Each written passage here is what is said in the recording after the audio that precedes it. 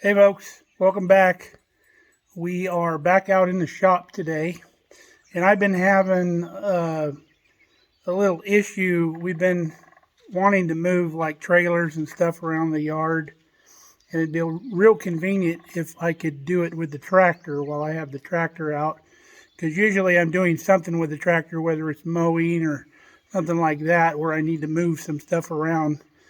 So I'm wanting to build a real easy trailer hitch for my tractor, and I thought being out front, especially for me, since I don't turn around well and I don't see a lot behind me, I wanted to be out front. So we're going to do it on the front loader of the tractor.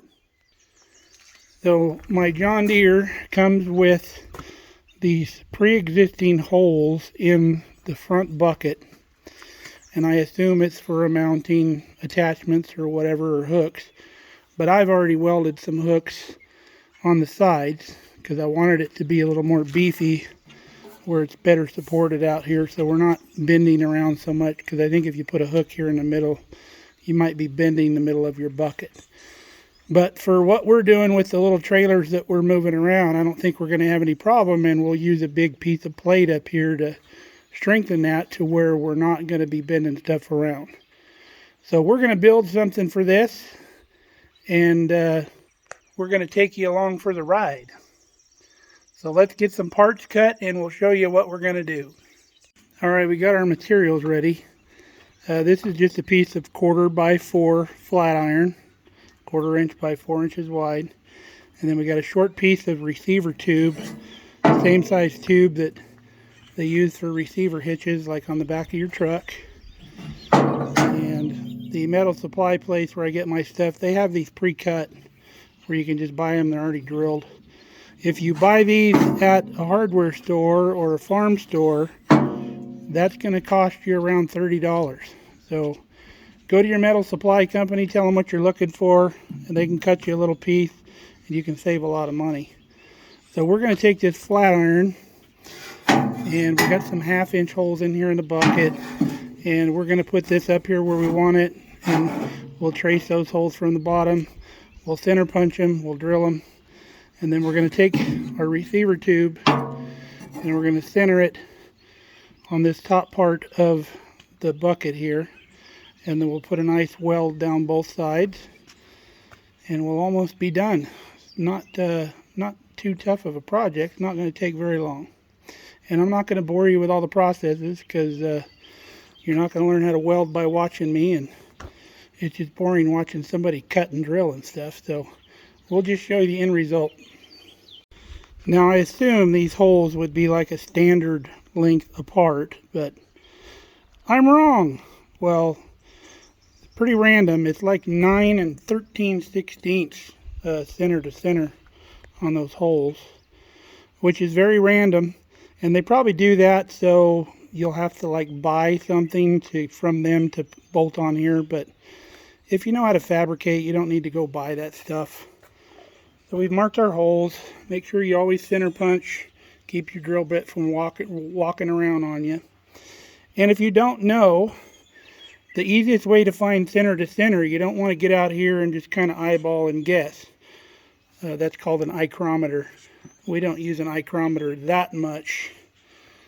So if you measure from one edge to the same edge on the other side, that is the same distance as center to center. And you can get a lot more precise measurement. And you can do this with anything. Say you got 2 bolts that you want to cut something. Say there was already bolts sticking up here. You could measure from one side of the bolt to one side of the bolt. But we have the holes. So same side here to same side here. That's the same as center to center. And it's a lot more accurate to use it that way. So let's get these drilled. Those are 1/2 inch holes, so I'll probably drill these like 9/16 so I don't have to fight the bolts. We'll be back. Alright, we got our holes drilled. The holes in the bucket weren't actually 1/2 inch. They were a little bit shorter or narrower. So we drilled those out at 1/2 inch so we could use 1/2 inch bolts. I didn't center the bolts on the plate. I moved this plate out as far as I could to where it just went to the edge of this roll, because I want as much support out front as I can get. So the bolts are a little bit further to the rear, but that's not a problem. But I'm going to center the receiver tube just about in the middle of this top rail.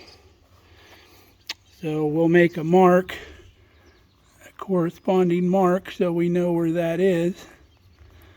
So when we weld that, we'll know where we need to put it front and back, and then we'll just measure side to side to put it in the center.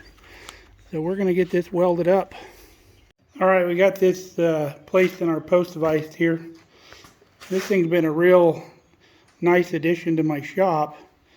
The post vise itself I got from my uncle probably 4 or 5 years ago, and it was just sitting out in the barn leaning up against the wall.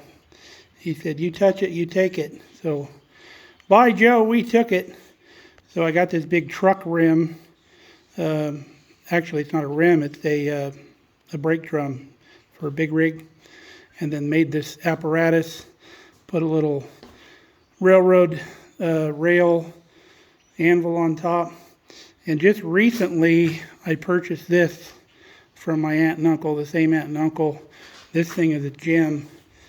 This was purchased by his dad years ago, I think right out of the Montgomery Ward catalog. Still has the original base. So you'll never find something like that laying around. So happy to get that. It's going to stay in the family. It's going to be another family heirloom just like this. But I'll try to post some pictures of restoring this post vise. It was pretty cool. So we got this all centered, ready to weld. So we're going to weld her up.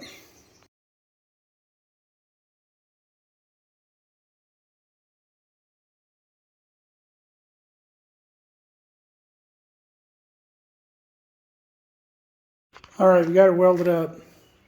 Forgive me, Father, for I have sinned. It's been a long time since my last session. And by session, I mean welding with a stick. I have got to get a bottle for my MIG stick combo multi-function welder over here. I'm just used to doing so much cleaner work. Need to get that bottle so I can start stacking dimes again. But you can see everywhere I hit it with the chipping hammer and all that, and all the splatter. I mean, it's going to get the job done. It's going to be fine, but I just don't like doing substandard work. But we got her welded. We're going to let her cool off a little bit. And we've got a little pull. Anytime you weld a joint like this, it's going to want to pull this direction. So I say it wants to fly. So you can see probably both sides are up a little bit. But once we bolt it down, it'll be fine. Or we can just put it in the vise here and whack it a couple times with a big hammer, and we'll be good. But we'll cool it down, we'll spray some John Deere green on it, and we'll get her mounted up. Well, look who decided to show up when the work is all done. Huh. What have you been out doing? You been chasing squirrels and rabbits? Yeah. Always showing up when the work's done. So I turned it over and whacked it, and I whacked it a little too much, so now I got to whack it back the other way a little bit. But they call this a post vise because it's got this post that goes all the way to the ground and transfers the energy to the ground instead of the table. So it works really well. Blacksmithers use these for years. Really nice vise. I love it. So since that thing was flying around on me, I did a little test fit here just to make sure that it would still fit in the holes, and it does. So you could use this for more than just putting a little trailer hitch in it. You could make a bale fork that went in there and do all kinds of stuff. Bale fork is going to put a lot of weight out here on the end, so you'd want to be careful not putting too much torque on that, or come back here to the back of the bucket and gusset it somehow so it's not bending the front of this down if you were going to do something like that. But the little trailers that we're going to be moving around, there's not much tongue weight on them, so we're not going to have to worry about that. Alright, we got her done, bolted on.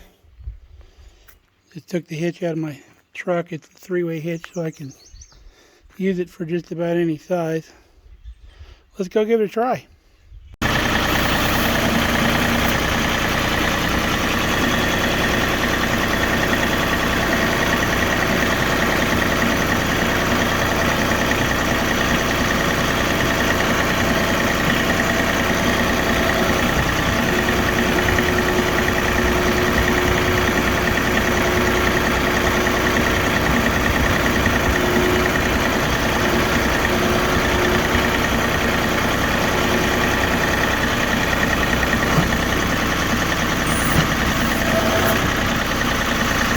All right, it works like a champ. If for some reason your bucket's too tall and your trailer's not high enough, which you can just jack your trailer up and leave it that way, it doesn't matter. But you can use a little drop hitch like this one. I have just had that one laying around in the shop. But my trailers are tall enough I can just use that regular hitch. But that's how she is, and she works good, and I'll be able to move trailers around the yard with no problem when I'm mowing and stuff like that. So I hope this little tip helps you out. If you need one, that's one way to do it. There's other ways. You can make a 3-point adapter if you can turn around and see what you're doing, but I like looking in the front. So stay safe, stay healthy. We'll see you next time out here in the shop. We'll get some other projects going.